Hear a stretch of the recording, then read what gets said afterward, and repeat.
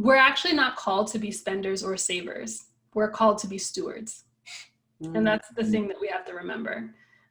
So if, we don't want to put so much of our identity to I'm a saver, I'm hoarding, because if you go too far that way, what it really is you're not being dependent on God.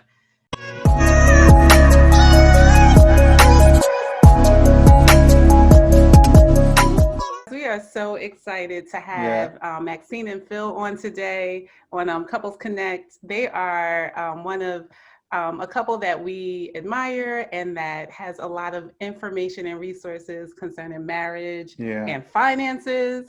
And we're so excited to have them on. Welcome, guys, for coming on today. Thank you. Thank you. We're so excited to be here. Awesome, guys. Yeah, we're really happy to have you guys, because finances is like a big thing when you talk about marriage and integrating accounts and things like that. So that's an area that Tisha and I do not want to touch, and we'll leave it up to you to talk about. So, but before we do that, we want to find out, like, what is your backstory? Tell us something about you guys. Yeah. Well, first of all, thank you so much for having us. And we think that this platform that you guys are creating and starting is just so important. And there needs to be more resources for couples to be able to connect and just learn and just grow. And sometimes hear like, oh, well, somebody else is going through that too. So it's awesome what you're doing. But yeah, we are, do you want me to go do it? Yes. Okay. You got it. This is Phil. I'm Max, and I probably talk a lot more than Phil does, but we have been married a little over a year, so we're still considered newlyweds, I think. But we actually have been together a total of 8 years. Yeah, about 8. Yeah, so we met in college. We met as freshmen in college and dated all throughout college, and then graduated, and like many people do, have to make decisions, and so we decided to go separate ways. And so we broke up and we lived completely separate lives, started our own separate lives, independent of one another, didn't really keep in touch after a while, and then as God would have it, he brought us back together as adults. Thank you, God. And so we kind of got back together and started sort of dating intentionally and just trying to get to know each other again, because we were both so different, when we were 18, 19, 20 years old. And I think the people that we met now is just like brand new people. One of the major things that happened to me is that I got saved. So I was like a Christian all of a sudden, which is not the person that he left. So yeah, I mean, that's kind of been just a little bit about us. We're based in Maryland now, and are just like loving life, really getting to know one another. And we love being adventurous. We love kind of being outdoors and doing that kind of stuff. And finances became one of the things that we dealt with really early on. Yeah. And I think we've hit a stride now in terms of being able to like really bring our two separate lives together and work as one. I think the way God intended it to be. So that's a nutshell. Do you think attacking the finances together earlier on set you guys up for success? Because some people, it'll be like a longer of a transition to kind of bring your finances together, start discussing how you're going to manage them and everything. And I guess it may not work for their favor the longer they wait. So right. No, I think you should just jump head in. I mean, you're getting married, do it the right way. Soon we talked about finances even before we got married. We had very intentional conversations. Try to get on the same page as far as how to go about it. A big thing with us was we knew where we wanted to go, but we both had our own different methods of getting there. And we butted heads a lot in that process, not necessarily the end goal. So, I think that it was hugely beneficial, because I mean, when you get married, it's two become one. That's the deal. So if you're not doing it that way, you're not doing it right. Yeah, for sure. And I think, like you mentioned, we started talking about this. I think even before we got engaged, we started talking about finances. So as soon as it's starting to get serious, and I know this is like a weird, sometimes you don't want to talk about it because it's personal or because, you know, it's just weird. I don't want to scare somebody off. But this is the stuff that comes up later on, and it ends up being like the bulk, we were talking about that earlier, but like the bulk of issues that come up in a marriage have to do with finances. And a lot of it just has to do with not asking those questions early on. Yeah. So I'm not talking about date one, like you meet it. Let me see your bank statements. Let me see your check balance and. But I think even in that dating process is something to be said about how the person you're with is handling their finances. So maybe you're not asking straight out, but you should be noticing what they're doing with their money. If they are somebody who is constantly spending money, are they someone who's thinking about the future? Do they have those things in order? Like, you know, you kind of can see things without having to ask in the beginning that can give you little clues. Now, our job is to like pay attention and not ignore them because we're in love and you're using, you know, love goggles. But definitely the sooner, the better. Yeah. I know a couple of people who in their dating stage, they were just like, you know, he's really good with money. I'm, you know, paying off my debt and I'm not really concerned about like, I trust him doing all these things. Yeah. And then they get married and it's like, wait a second.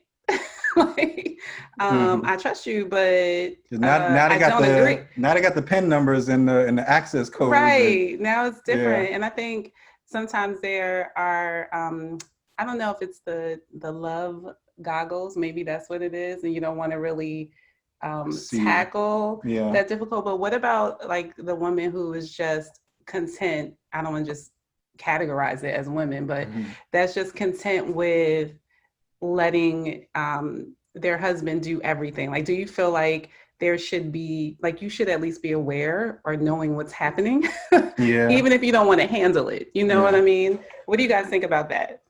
I know for me, what I think is you're missing out, kind of, because women and men think totally differently, right? So when you attack a problem from both of your perspectives, you kind of come up with a better solution than just one at a time. You know what I mean? So that's what Why do you feel like it's so hard? Because you guys are like, you know, we knew that was important. We had a conversation while we were dating, but why is it so hard for some couples to like sacrifice that part of them and make it one, and, you know, kind of expose themselves really and how they spend their money? What are they, you know, bringing in and all of those things? Why is it so hard for them? Yeah, I mean, I don't know that this will be a popular answer, but, you know, Phil mentioned this earlier. We both had the same kind of goal walking in, and, you know, we did a bunch of like questions and we read books together and we, you know, tried to make sure that we were really aligned before moving forward. Because there was an understanding, I know this is not great, but there is this understanding that love sometimes is not enough. And that's what we see, right? We see that happen in marriages all the time, that where they loved each other, but all of the issues are coming into play. So of course we loved one another, but we wanted to make sure that we were kind of going through all of the steps of, are we actually compatible? Can we actually build a life together? Yeah. And I think that we were both prepared to walk away if the answer was no. All which right, now really scary and really hard. Yeah. But then once we did get married, everything kind of was lining up. You know, I did struggle because what we were mentioning, like, I had my plan and my plan was working. So I was attacking my student debt super aggressively. I was using Dave Ramsey's like the financial peace model and everything. And I was seeing real success on my own in terms of tackling my debt. Now, Phil was having his own success in his arena, in his space, right? And so, you know, his plan is working for him amazing, you know? So now we're coming in together. And what I realized is, like, every time I was pushing, it was more of a question of me not trusting God than it was not trusting Phil. Because if I'm looking at Phil, obviously he's good with money and his finances. Now, I know that that's another part. I'll talk about that in a second. But for me, in our situation, I could look at Phil from the outside and knowing him from the inside and knowing, man, he's really smart when it comes to this and he's great. So why am I so nervous? Why am I so scared? Mm. And it just came down to like, this is an area that I'm not trusting God fully to provide in, or that not trusting God fully that he's covering Phil in those decision making. Yeah. And so when I looked at it like that, I really had to like check my heart, and it was like a gut check, and I was like, all right, fine, let's try it your way. Let's do it your way. So it's that surrender piece, you know. Yeah. But I think it's that it's, you know, sometimes we don't want to find out the answers to those hard questions that we're saying on the offset are deal breakers. Mhm. Because what happens when you're already in love and you have a Right. deal breaker? Yeah. It's hard. No, that's good. Yeah, I love the, like, Even are we if- compatible, Yeah. right? Like, are you in this because you're desperate, right? Right. And so, and you're willing to take, well, you think you're willing to take on anything, Right. or are you in this because you're looking to be with a person that God has called you to be with, Right. and you're willing to make those adjustments, you know, that may be required as a result. Yeah.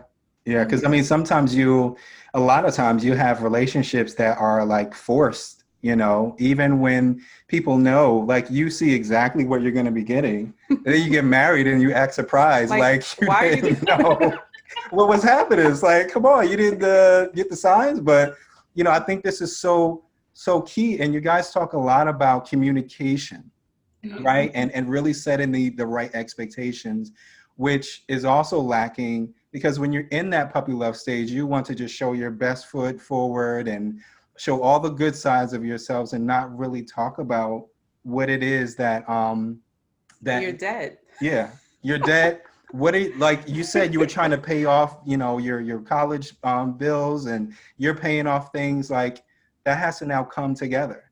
Like it's not like your bills are my bills, and my bills are your bills. Like, how are we gonna make this work? Right.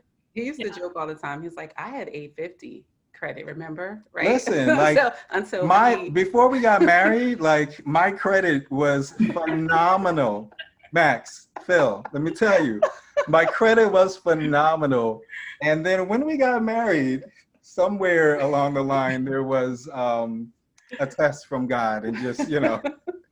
But I mean, we make it work, you know, because like I said, you have to make adjustments for not just yourself and your family, but it was okay because we understood, you know, like you said, about understanding each other and what your goals are, and sacrifices that you have to make in order to get to a common goal. Yeah, absolutely. And I think the communication piece is so big in the mindset, because, you know, we weren't in the same place financially. And that's what kind of brought the conversation to the forefront. You know, it was blaring. So Phil graduated school with absolutely no debt, and you know, he was able to, like, he was smart about it and took advantage and got into real estate and did all that. Nice.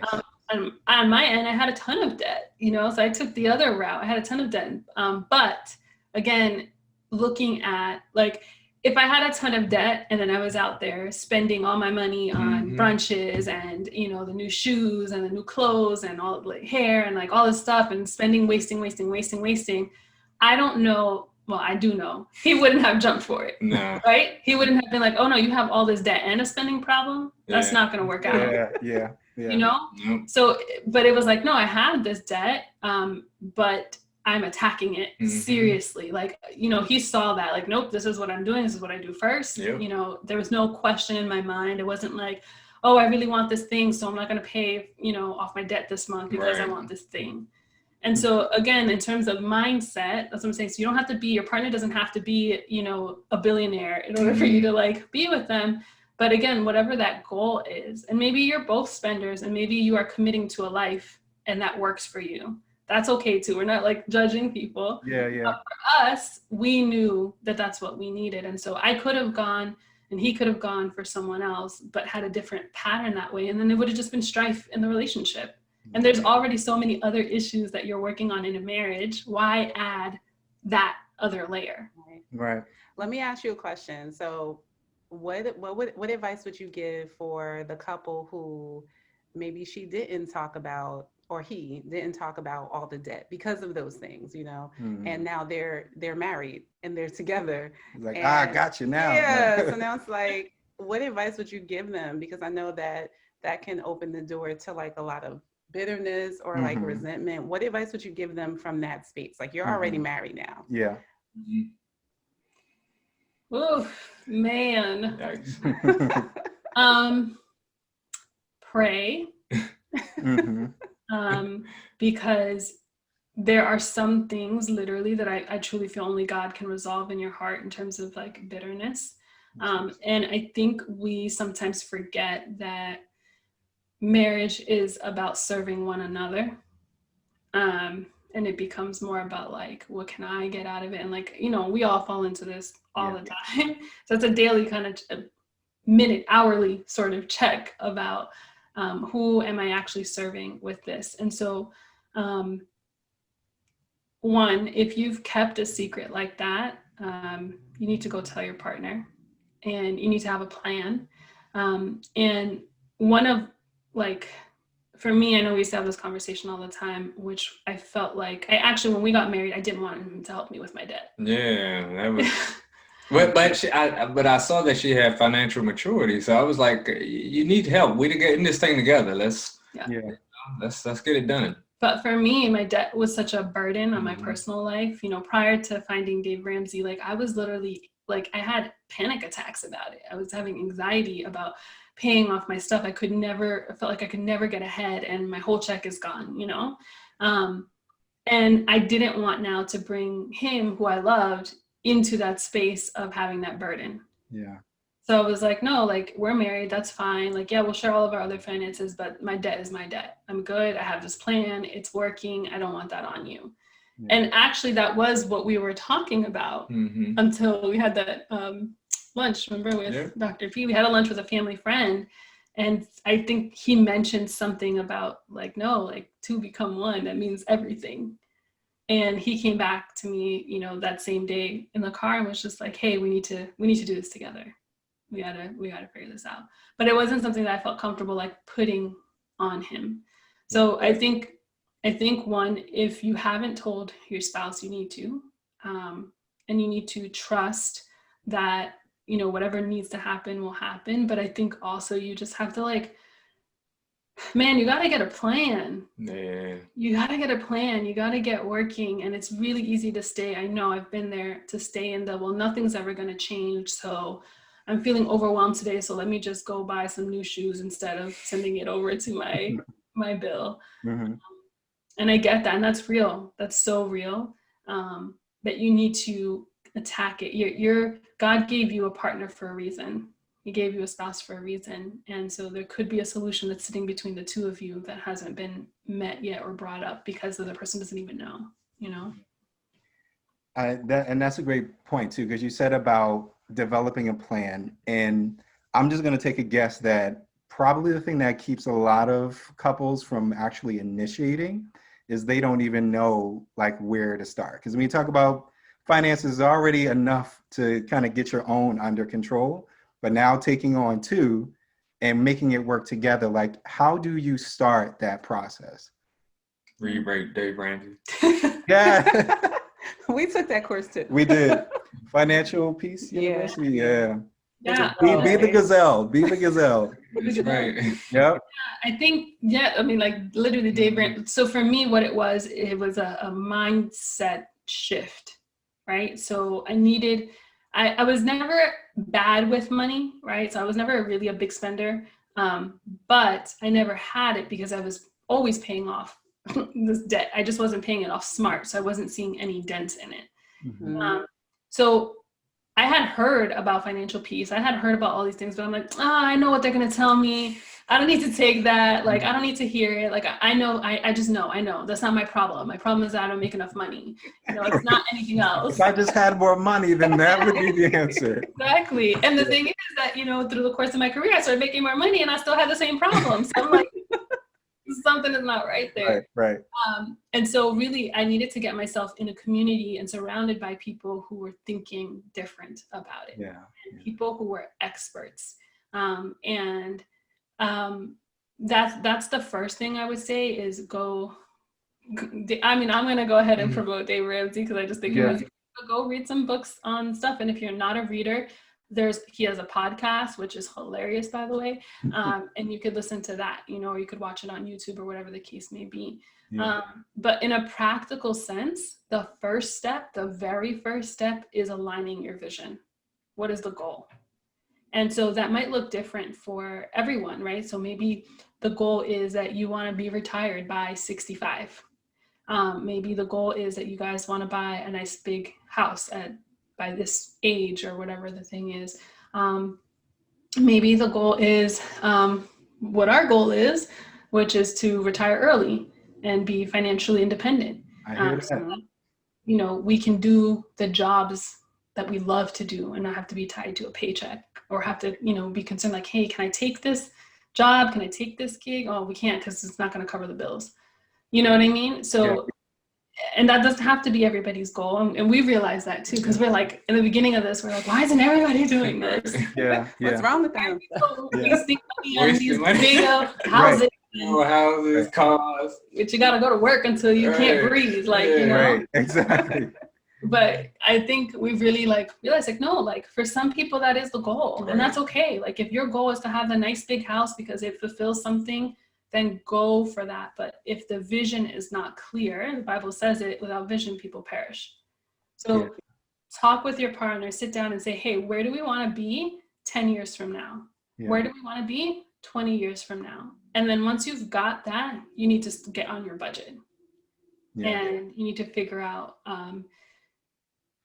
all the stuff that goes into our budgets, right? You need to figure out what needs to get paid, what's extra. Do you want to talk about how we do our cards and stuff? Yeah. So the way we do it is we got about, I don't know, about 8 accounts. So we pretty much broke them down into like your fixed bills, your variable bills, discretionary, your savings accounts, and we got some other like business accounts for. We own rental properties too, so it's so we got like our money in buckets for specific purposes. Yeah. And what we notice is when you don't do that, sometimes things bleed in, and next thing you know, at the end of the month, you're like, dang, I thought I had like $200 extra. It's like, nope, it's gone somewhere else. So be very like accountable with that type of stuff. Yeah, and then the thing is, so like in our discretionary, if your money is out, that's it. Like you're not spending more money. You're like, hey, wife, you taking me out to dinner? Yeah, exactly. He does that all the time. Yeah. He's like, hey, you got money in your discretionary? Because I don't. I'm broke. Yep. And I was thinking too, because you were talking about setting goals, right? And it was so funny because we had because that's so key to know like what your vision is. A friend of ours, they were like, yeah, I'm going to save up. I'm going to save all this money. I was like, cool, what are you saving for? And they couldn't even answer the question. And, you could be getting that trap where you even reach the goal that you wanted, but you don't even know, right? Because you haven't set the goal. So I think that's so key. And then setting it in those different buckets. We actually read a book called From Trash Man to the Cash Man. I don't know. It's so good. And it's like so practical. But I think, going to look at the experts, Dave Ramsey, Trashman to the Cash Man, I think looking at the experts who have proven, a track record is so key, and not going to your friend or someone who's broke. Yeah, someone who has not shown, that it's working for advice, but actually going to the experts and seeing what's going on. Mm-hmm. Yeah. Can we talk a little bit about, for us, we kind of we did the financial piece together. We hit a lot of target goals, and we do our budget, and we've worked out what his strengths are, what my strengths are, and how it works together as far as finance is concerned. But where we seem to get stumped a little bit is okay, when you want to start making investments. Where do you get that that knowledge from? And we have all these millions of ideas. And I think we're willing to take the risk, but we're like, I think we want our money to work, right? We're probably like, look, we only have enough budget for one risk right now, right. So and this really needs to work. I know you mentioned like real estate, and that's something that we had talked about. And just like, how did that evolve for you, and what advice would you give someone like yeah, so for me, I got into real estate right after school. I always knew I wanted to get in real estate because I read the book Rich Dad Poor Dad when I was like a sophomore in college. I was moving furniture, and I needed something to read, and this book came up, and I was like, oh, okay, let me try it out. And it changed my life. Because at first, like the way I thought about money was just kind of like you trading your time for money. But but I never knew, like, you know, you put your money in assets and it generates income for you. You know what I mean? Yeah. So initially, I went to school on an athletic scholarship, so I didn't have any debt or anything coming out. And I knew that I wanted to invest in real estate. So what I did was I just started saving money like crazy. You know, I didn't buy a whole bunch of stuff. It was no lifestyle creep. I was starting to make money. I picked my major based off the Bureau of Labor Statistics, you know what I mean? Like what was in demand and what was doing well. So smart. Yeah, so when I came out, I was making pretty good money, and it just kept going up. And so my first house was like a fixer-upper. Like, you would not want to live in it, you know what I mean? But I knew that the end goal, you know, was to fix it up and then sell it. So what I did was I fixed it up. You live in it for 2 years at least, and then you get a tax break on, you know, your capital gains when you sell it. You don't have to pay any taxes on it. So I took that money and then I bought 2 houses. I lived in one, another fixer-upper that was terrible, and then I bought a rental property. Nice. So then I got money coming in from that, my job, and I just kept doing that. 2 of them, so we have 4 houses, and 2 of them I bought as I lived in them, and then 2 of them I bought as a regular investment property. But the end of the day, it was like, the first thing you have to do is learn how to, you know, handle your expenses. Like, you can't be out here just buying anything just because it make you feel good. You know, you got to stay true to the track of where you're trying to go. And also, you got to generate some income. You can't just, you know, you got to make money. That's just what it is to invest. So that's kind of brings us up to where me and Max start talking again. And this is why we had these conversations, because she was in a kind of like a loop of paying off these student loans, these debts, and was doing a great job with it by herself. And then I was at the point where I didn't have any debt. You know, I was generating income from the houses. So, you know, when you got that big of a disparity between where your lives are, you got to have those kind of conversations. Yeah. Yeah. Sure. And I think with investments, I mean, this is something that I hear Phil talking about a lot, and then you'll hear also like Dave Ramsey and stuff, but you have to know what you're investing in. Like take some time to learn. Yeah, be a student of the game. Yeah. Before you kind of throw it in there. Yeah, read some books, everything. Like, and people, you know, they listen to a lot of podcasts, they listen to, you know, like a lot of YouTube channels, but it's something about those books that had those little details that click in your mind sometimes, you know, and you can't really express that through, you know, the media, you know, it's got to be read. And I think Go ahead. Sometimes the podcast will make it seem very simple. Right. Like, do this, just do that. Because they have to condense it down to they have in their segment. And want you to like be excited about it. Right. So then it's like, well, who's gonna fix the house? Like, right. That was like little. Right. Yep. Yeah. I mean, and with everything, I mean, I think I'm a big proponent of time. So if I wake up tomorrow saying, I want to go buy a house, I'm going to sit on it and see if I still have that feeling 6 months from now, 7 months from now, and, you know, and start doing the work of saving. By the way, that tip works for relationships and marriages as well. And I know that there are people who like met and they get married a month later and everything is great and it works out. But I feel like that's the exception to the rule. And I think you don't really get to know people, just like you don't get to know your investments without that like time in there, just to kind of see how the market fluctuates, how it goes up and down, you know, or a person, see how their moods fluctuate, how do they handle certain things. And so, you know, I think there has to be a process of just intentional waiting and intentional seeing, which are not sexy words, right? Those are not romantic. They're not sexy. Girl, I want to wait on you. Yeah. For that finance. For that finance.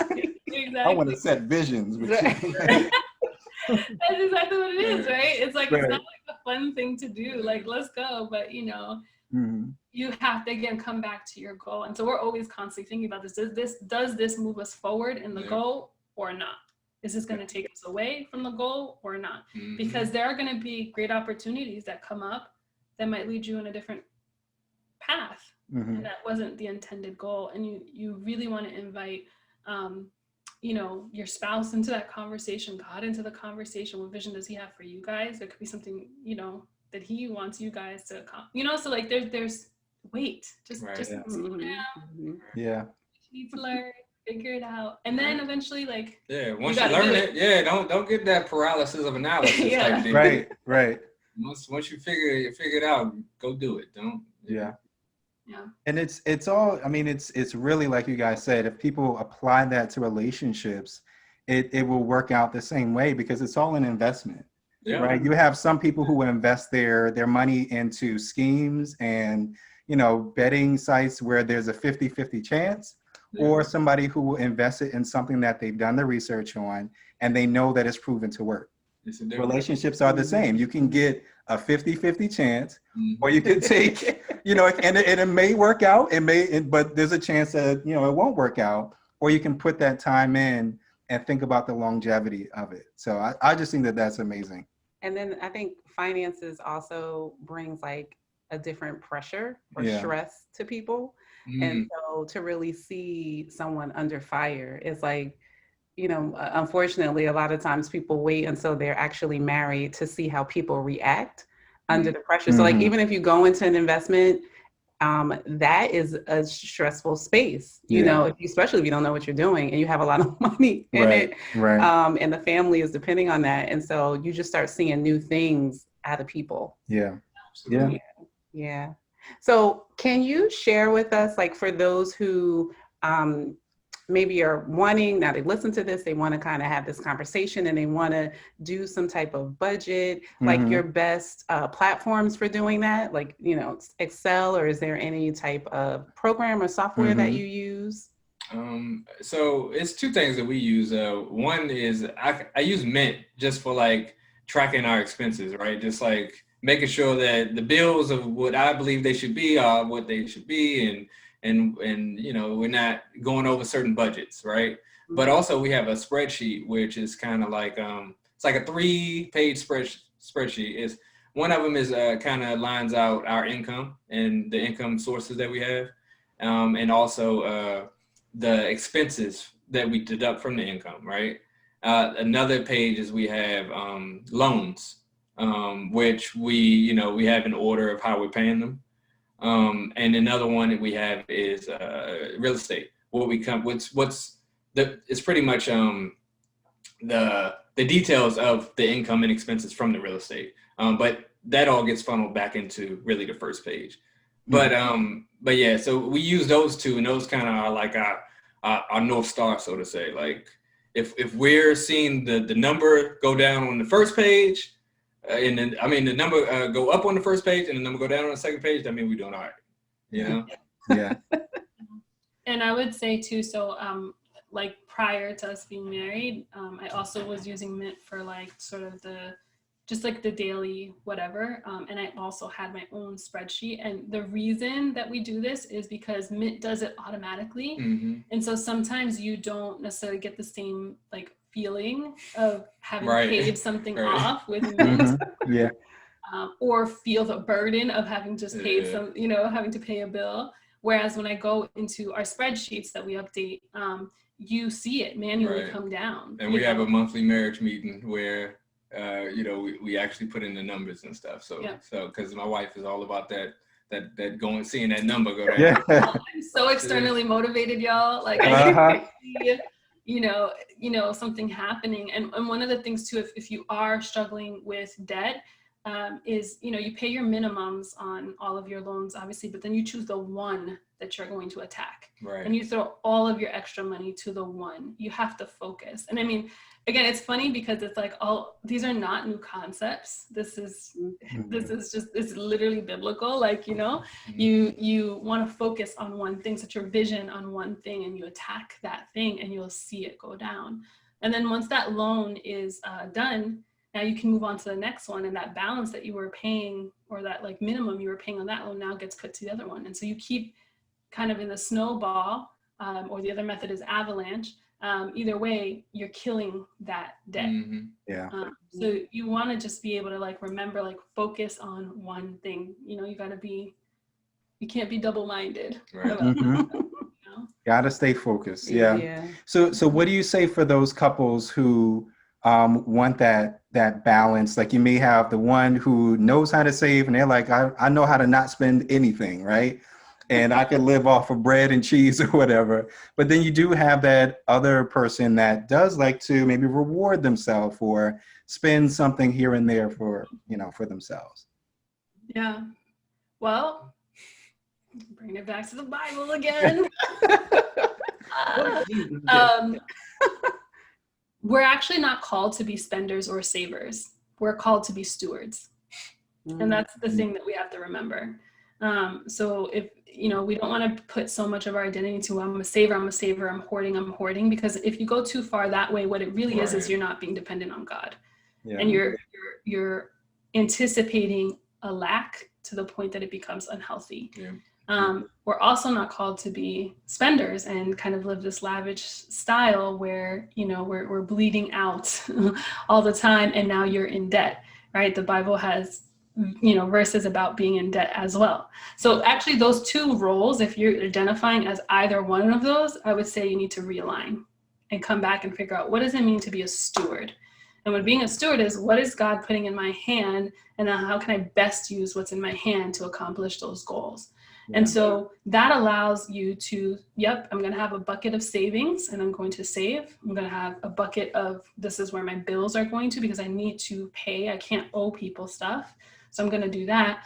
But then I'm going to have my bucket of discretionary being well balanced, right? So for us, it's a solid amount every month. It doesn't change. This is what we decided based off of what we make and our goals, that we're going to spend this much in discretionary. So we can still treat ourselves. Right. We can decide, like, we really want to go on a nice date, this month, or every paycheck or whatever. And we can do that because we're putting money in a bucket and saving it specifically for that. And then if you want something nice, we bought e-bikes. We love being out there. We bought e-bikes. Those are kind of expensive things.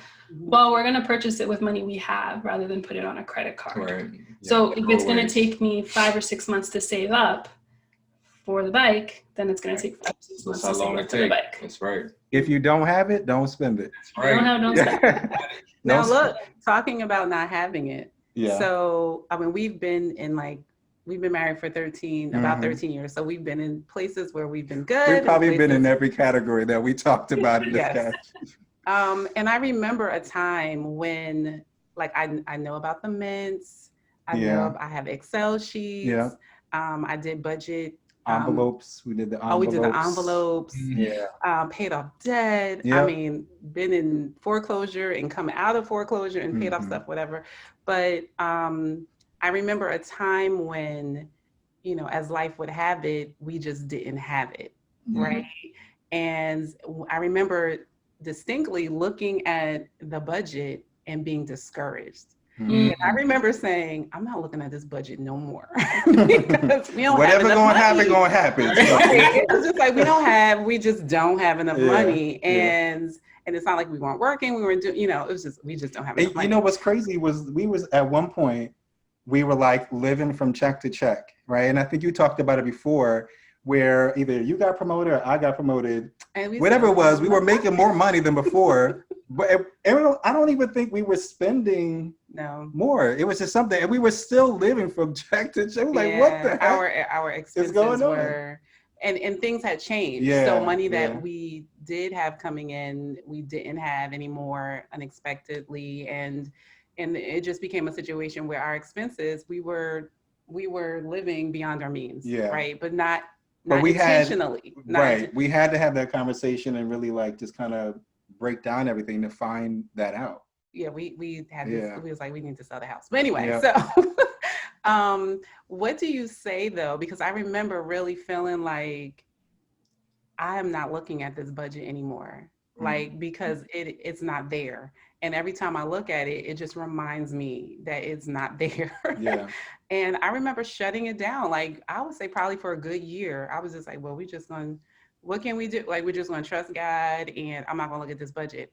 But I think what that also did was it took me really off track and started, I think, creating some habits where we were kind of like, well, when we have it, because the feeling was, it doesn't matter either way. Right. And so then it was like, well, let's go out. I'm going to just, like, YOLO. I'm going to just do what, yeah. So what would you say to a couple or just even an individual that finds himself in that space? Discouragement is real. So acknowledge it, acknowledge the feeling. Like, this is not the whole, like, everything's gonna be okay and like, whatever, because I think sometimes we end up in seasons longer because we don't want to deal with the reality of what's happening. So I think acknowledge it, acknowledge that you're in this space. And then, I can't speak for everyone, but when we talk about this all the time, we're just in the States, we're just accustomed to a certain level of luxury for the most part. I know there are some people who are really, really struggling. Absolutely. But there are also people that you have a roof over your head, you have food, maybe you don't have the nicest clothes, maybe you don't have the nicest car, maybe you don't have a car, maybe you're walking to work. All of those things are realities. But it comes back to having that vision. So it's okay to feel disappointed, just don't quit. Right. It's totally okay. There's no shame in feeling down. I mean, I was there for most, from, I guess 21 to 27. So from the time that I realized like, ooh, I got to pay back this stuff, like these loans. So that was like 6 years of me being in this absolutely just horrible funk of life. And I would say that I was still good with money. I always paid my loans on time. I did all of that stuff. And I would say that, but where my money was going? To food, because I'm a super relational person and I love meeting with people. So I was actually still going out a lot, but I wasn't categorizing it as spending because it was like, I'm just spending time with people. Yeah, I'm spending time with people, but then, they're ordering 3 mimosas, bringing up the tax bill. Now the tip is high and now they want to split the check and you're sitting there sipping the water and 1 French fry and you're paying a $70 bill. Like you need And so like, I mean, for real, like at a certain point, there was just some people I could not hang out with anymore because I didn't have it. And so like, you have to know yourself. And we all say like, well, I'm doing everything I can. But the reality is if we were doing everything we can, we would be living within our means. Right. So there's still some area that we're probably just not recognizing or seeing as that extra expense that we could probably. Blind spot. It's a blind spot. It's a blind spot, or it becomes a necessity, like something that you think is a necessity that's really not a necessity, but because you've become so accustomed to it, you don't necessarily process it as something that's extra and that can cut off, so like, if you don't have money for cable, don't have cable, right? But for us, we're so used to having cable. I mean, the huge expense is your phone. Everybody's got a smartphone these days. These are freaking $1,000 phones, like, and everybody has one, whether you are living in the projects, whether you're like whatever, everybody has one, but we're saying we don't have money. And so, but because the phone has become a necessity right now, so you can't go and have a flip phone. Well, what am I supposed to do with this? It's antiquated, so those are the things, those are the like little areas of just like really hunkering down, and maybe actually someone you trust who's outside of you looking at it if you can't see it. Is there anything? Obviously, if you don't have someone you can trust, don't do that, please. Don't go out your expenses. But yeah, maybe it just takes like someone from the outside looking at your expenses and saying, you're spending this much on that. Why? Right. Yeah. Like in this season, you actually can't afford the organic, like soy milk or whatever, you know? Right. Gotta Go to to Dunkin' Aldi's. Donuts and maybe not Starbucks this time. Right, you know? I And actually read a book, and it said your biggest three expenses are transportation, food, and housing. So if you go about it very smart with those three, then you've pretty much set yourself up kind of for some kind of success. Yeah. Mm-hmm. Yeah, I think that a lot of those things I have done over time. I think that was really good because you don't want to be accountable because it doesn't feel good, right? Like my mom is the one.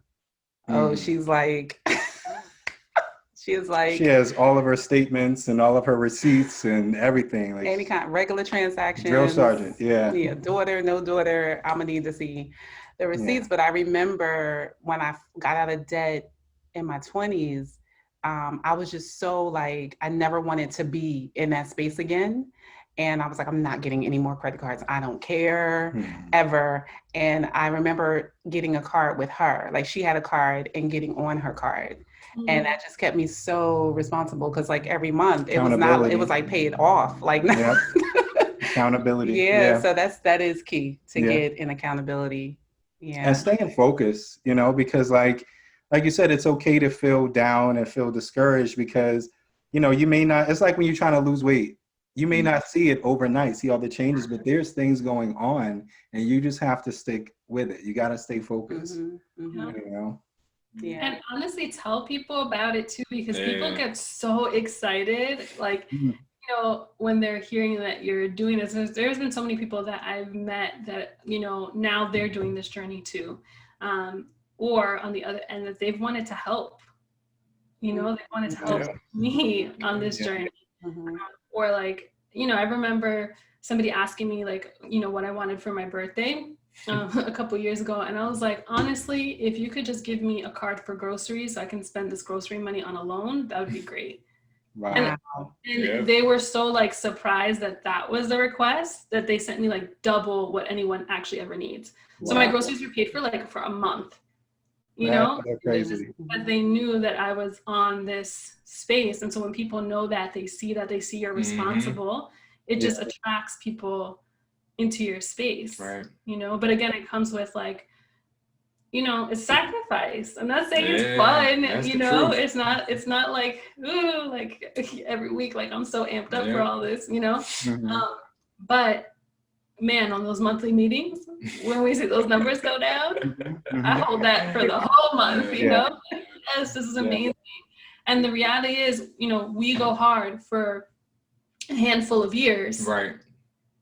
And then we can sit back and we can relax and we can, you know, do the investments that we're excited about. We can take positions or jobs that we like, that we love.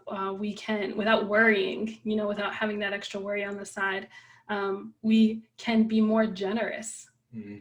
We're called to be generous, but how can we be generous if you have nothing to give? That's right. Right. You got nothing. I mean, so please do give what you have. Like, you know, what you have, always don't misunderstand that. But, you know, the reality is that we're all called to be kingdom builders.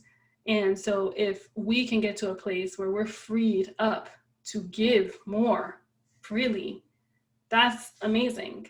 You know? Yeah. And definitely puts you in a different place mentally and spiritually. Like you just feel, it's a different feeling when you're in that position to give to others. Yeah. You know? Yeah. This has been amazing. Yeah, really good. Even for us, because we've gone through like ups, downs, and all kinds of rounds.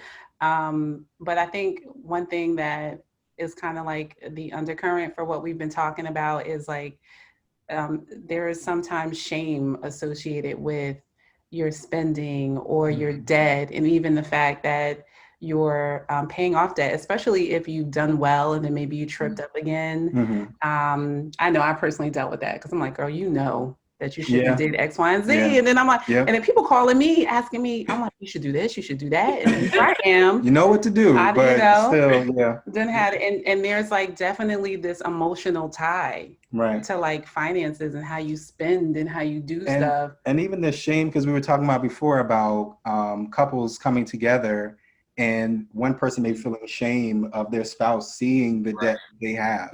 Like that's a real thing too that I hear nobody talk about. You know, you feel embarrassed. Like, I don't want you to, don't look. You know what I mean? Type of thing. Yeah. And then I think when we throw kids in the mix, because sometimes as a parent, you can feel the pressure to give them what other people appear to be giving their kids. Yeah. And that book, I love that book, Trash Man and Cash Man, because it really starts breaking down like the different economic classes. And we've been in, I would say, like middle upper space. And it talked about that middle class space, and it's like you trying to be like the Joneses because they got a new trap, boy. Trap, car in their driveway. Now you need a new car, and it really you're not investing. You're taking your investment and you're making it a debt. Yeah. Because your house is supposed to be an asset, but when you start building up everything else to be in it, and to keep up with the people on the block, or the kids or whatever. So like that mindset piece is that's key. So key. Because everything is going to fall if you don't have the right mindset about it. I mean, we talk about that a lot actually, and we don't have children yet, so this is one of those things of like, come around and talk to me when you have kids, and we get that. But we talk about this a lot because we both actually grew up with similar, sort of similar background. Well, not really, but yes and no backgrounds with children. But which is that we were really taught to work for everything. Yeah. So things weren't actually like just handed down very easily. Like, of course, we were loved, we were supported, whatever. But I really was taught like, no, you work for things, and I see how sometimes that's not the effort because we want to give our kids everything. But the reality is that hardly ever works in their favor in the long run. Yeah. So I think this is another thing of like talking, like really spend a lot of time talking about this too, of like, how are we going to bring this into, our child's life if and when we have a child. Like, we want them to understand finances, even from little kids. And I was a second grade teacher when I started my career.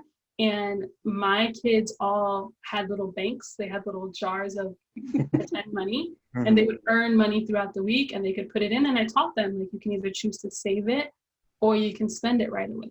And so the ones that would spend it right away, they would be excited because they got one sticker, but the ones who chose to save it, they did cool things. And then over time, they all started like, no, I'm going to save it. I never had a kid buy a sticker again. Yeah. And so it's like, how can we do that with our children and get that excitement about that, And I mean, you want to be open to receiving. When somebody gives me a gift, if somebody wants to help me, like, of course I'm going to receive it, but I never expect it. I never feel entitled to it. I never feel like you've got to or you have to. And I mean, I think it's helpful because he grew up that way too. That's a whole compatibility. That needs a course all by itself, because for real. Yeah, but it starts with the it has to start with the parents. But I think even when you might have that mindset, there is like this pressure or guilt, even given from the children, that come to you. But we pretty much aren't beat so much. Yeah, because we have too many. So it's like, I'm okay with that. Right, we don't have enough money for everybody to have iPhone 11s or whatever. But yeah, I mean, it's too many of y'all. But it's really, you have to ask yourself, what type of behavior do you want them to have when they become adults? You know what I mean? Yep. I think if you ask yourself that, you want them to have the behavior to have things just given to them, or expect that things come easy? Like, what's going to help them when they become adults? And examine your adult behavior, because are you expecting everything that comes from you? Yeah, that's true, because a lot of it is just mimicked. Yep, that's it. Yeah, exactly. And even once it comes to money, that was one of the questions I remember us learning, or having to answer early on, like, how did your parents handle money? Right. And then seeing like, how did it trickle, like things that weren't taught, but we just saw, you know, like one of the things, like at least in my family, is that like the women always had control over their own money. You know, and my mom, I remember my mom saying, you always have your own money. You will always have your own money. So I came into our marriage initially thinking the same thing. Like, you always have your own money, you know? Same here. You always got to have your own.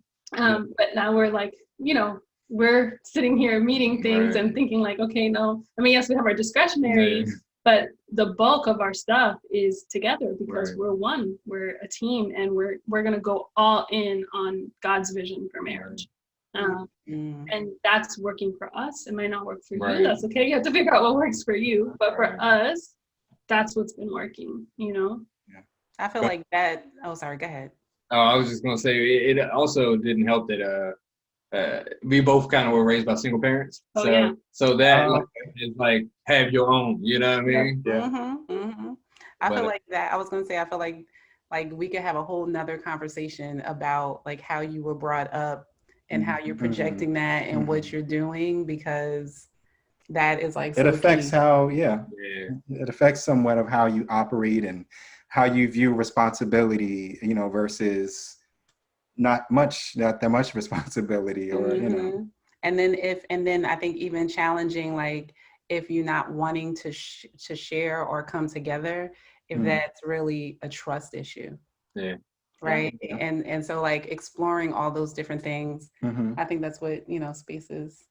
Well, we never had a problem with that though. No, I think we're just like, well, we married now. And I mean, here, look, this is what I have. This is what I have to offer. So I was like, no, wait, we was dating. I'm like, what do you have? Right. You're 850. Okay. So good at that, but so we really enjoyed the conversation. And, this was like, I'm gonna listen back and like take my notes. You know what I mean? And and really we need to get back on track. Definitely. But I just think that this is so, and you guys brought it in a way that it wasn't so hard to take in, you know, and there wasn't any pressure. I don't think people are going to be feeling guilty or feel worse, but they'll feel empowered by listening to you guys, you know, like this is something like, we're going to do this tonight. We have will you guys have a monthly, whatever, like we're about to have a monthly meeting tonight, right now. So are we? No, I'm just saying in general, not us. No, I'm joking, but yeah, I think it's very helpful. Well, that's great. Definitely. So go ahead. No, sorry, no, that's great. That's exactly what we're hoping for. We don't have all the answers. We're sharing from where we are right now. Exactly. Yeah. Working right now, and we're still learning all the time. But if we can help people along the journey, that's incredible. Yeah. So is there more information about what you guys are doing, or if someone wanted to reach out to you, just, you know, get advice, or I don't know if you're having workshops or whatever it is that you're doing. Gosh, look at the ideas. I'm going to steal all these ideas. We started working on, it's not ready just yet, but we did start working on a platform for financial kind of conversations. It's called Just the Facts. There is an Instagram account, but nothing's posted yet, but you can start following it now, and eventually there'll be stuff on there. You can kind of keep track, but you can also message us through that right now if you had questions. Okay, yeah, so it's just_the_facts, like PHAX. So it's the first two letters of Phil's name and then my, Max. Look at that. Yeah. So the plan, again, we're still starting off in this, and so thank you guys for bringing us on when we're so early on in this journey and figuring out how we really want to share with people. But that is the plan, that we're going to have some videos coming up just to help folks and share our journey. Yeah. It's necessary, and we definitely have to have you guys back on once you do kind of launch everything and get stuff going, so they can, be reminded. But we're in support of it. We'll be following. Right. We'll be questioning. Follow though. No. We'll be asking questions. Right. Definitely. So thank you guys so much. We appreciate it. Thank you guys so much. Thank you so Appreciate much. you.